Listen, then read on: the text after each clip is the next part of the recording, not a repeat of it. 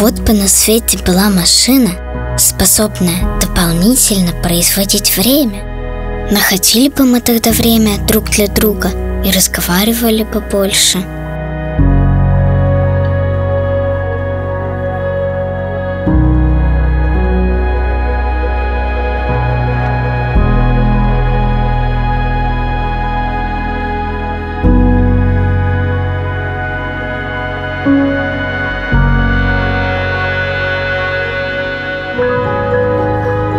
На самом деле не нужно изобретать машину времени.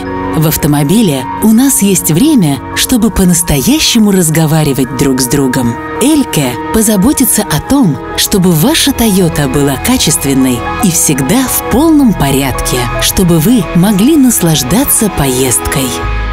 Твоя Тойота – наша страсть. Эльке.